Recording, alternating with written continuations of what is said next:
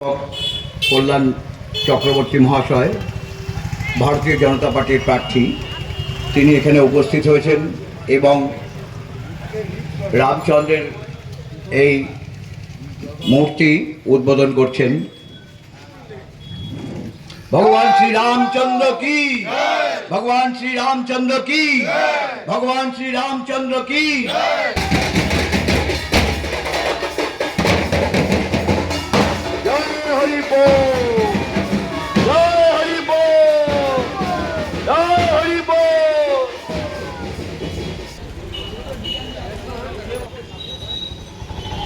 একটা মহারণে আমরা অবতীর্ণ হয়েছি। একটা ভয়ঙ্কর যুদ্ধ।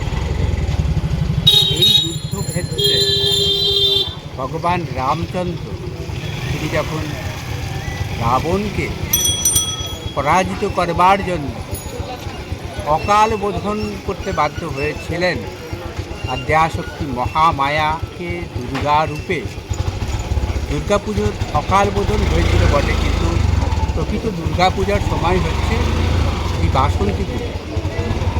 তো আমরা একটা যুদ্ধের মেজাজে আছি, এই যুদ্ধ জয় করতে হবে এবং ভগবান শ্রী রামচন্দ্র পুরুষোত্তম তিনি আমাদের প্রেরণা। তার কাছ থেকে আমরা এই লড়াই শিখেছি। আমরা ভারতবর্ষ আসলে যোদ্ধার জাত। আরেকটি বিষয়, অনেক সময় বলা হয় যে শ্রী রামচন্দ্র বাঙালির দেবতা না, এরকম একটি ন্যারেটিভ প্রচার করা হয়। অনেকে আছেন রামচন্দ্র বিরোধী, তাদের বক্তব্য তারা নাকি খোট্টা খৈনি টেপাদের দেবতা, এরকমভাবে অপমান করে। কিন্তু আপনারা জেনে আনন্দিত হবেন যে ভগবান শ্রী রামচন্দ্রের সঙ্গে বাংলার অমোচ্য সম্পর্ক।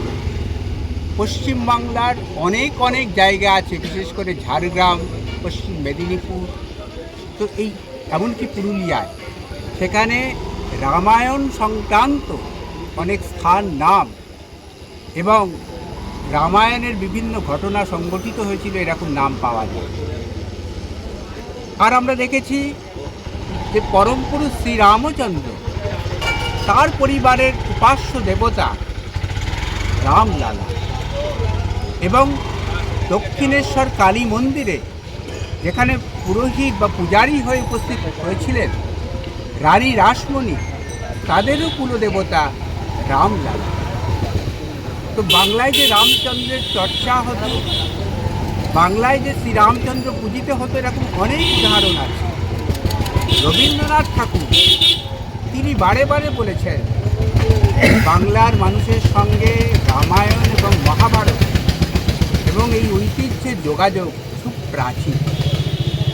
এবং আমরা অনেক সময় দেখেছি যে নামের যে মধ্য নাম, সেখানে রাম কথাটা ব্যবহার হচ্ছে, নামের মধ্যে এসেছে, স্থান নামের মধ্যে এসেছে। তো এগুলো কীভাবে এলো?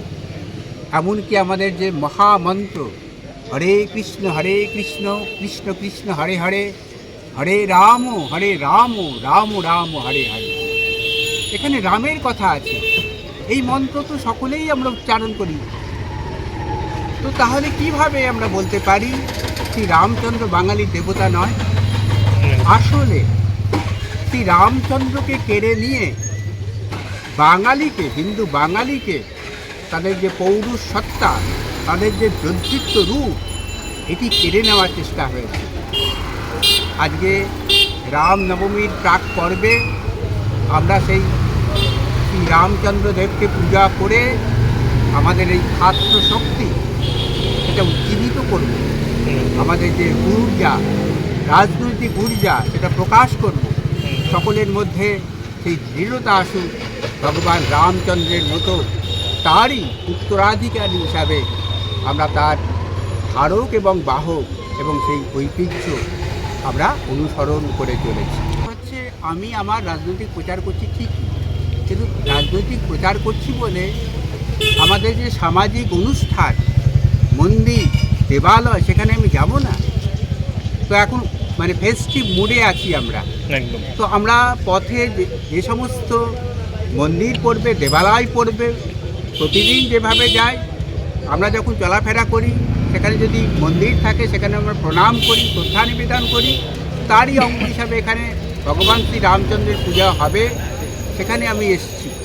তো এখানে অন্যায় কী আছে? একদমই তাই। ভারতীয় জনতা পার্টি ছাড়া অন্যান্য রাজনৈতিক দল ভগবান শ্রীরামচন্দ্র বিরোধী হয়। তার কারণ জয় শ্রীরাম বললে যারা রেগে যান এবং সেটা গালাগাল সমতুল্য শব্দবন্ধ বলে মনে করেন, তো তাদের কাছে ভগবান পুরুষোত্তম শ্রীরামচন্দ্রের মর্যাদা কী হতে পারে? আমার মনে হয় ভারতীয় জনতা পার্টি ভারতীয় সংস্কৃতির ধারক ও বাহক, প্রকৃত ধারক এবং বাহক। তো তাদের বিপ্রতীপে অন্য দল কী করলেন বা কী বললেন তাতে আমাদের কোনো যায় আসে না। আমরা দেশীয় ঐতিহ্যের অনুবর্তী, সেই ঐতিহ্য সঙ্গে নিয়ে চলেছি। শিশুপাঠ্য কাহিনীতে, রবীন্দ্রনাথের কাহিনীতে, তার শিশুপাঠ্য গ্রন্থগুলোতে আমরা দেখেছি ওইখানে মা পুকুর পাড়ে, জিওল গাছের বেড়ার ধারে, হেতাই হব বনবাসী কেউ কোথাও নেই।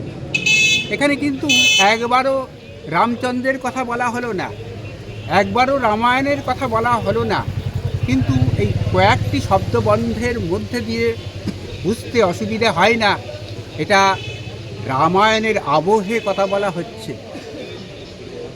অর্থাৎ আমাদের চিন্তা চেতনা ঐতিহ্যের মধ্যে শ্রী রামচন্দ্র আছেন, রামায়ণ আছে। অনেকে এটাকে মিথোম্যানিয়া বলে, অর্থাৎ মিথ বা ঐতিহ্যের প্রতি আমাদের বিশেষ আকৃষ্ট হওয়ার উদাহরণ হিসাবে দেখে। জয়ের ব্যাপারে কতটা আশাবাদী আপনি এই বিধানসভা? 100%।